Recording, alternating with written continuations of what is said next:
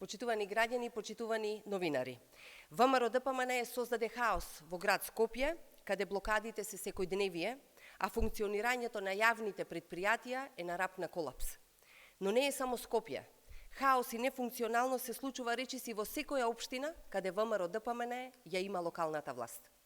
Наместо решенија, наместо реализација на проекти во општините под ВМРО ДПМН и почитувани, се случува партизација, зголемување на цените на услугите, злоупотреба на службената положба и расипничко трошење на парите на граѓаните.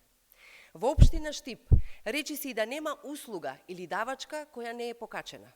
Откако ги покачија цените за такси превозот и за ѓубретарина, градоначалникот Иван Јорданов и мнозинството во Советот од редовите на ВМРО ДПМН го зголемија и данокот на промет на недвижности од 3 на 4%.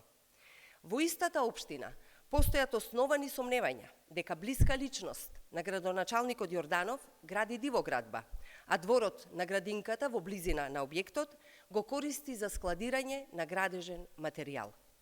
Во Ѓорче Петров, во ек на најголема економска криза, градоначалникот, замислете, ќе потроши 100.000 евра за опремување на нова општинска зграда. Во Битола, возила од јавни предпријатија се злоупотребуваат за одење на свадби, но и за приватни патувања во и надвор од државата. Во Прилеп, почитувани, е зголемена цената на јавниот превоз, на паркингот и на комуналните услуги, како и цените за фирмарина и поставување урбана опрема. Зголемени цени на комуналните услуги има и во Радовиш и Виница, и во неколку други помали општини. Изгора на се, Христијан Мицкоски како шпицен градоначалник оди од општина до општина и преговара за новите буџети во општините.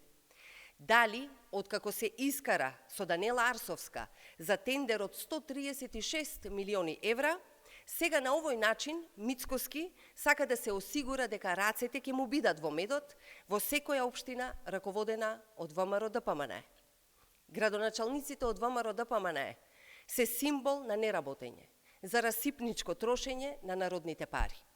Поради нивната неспособност, општините се во стагнација, а граѓаните во време на криза се изложени на зголемени трошоци. Ви благодарам.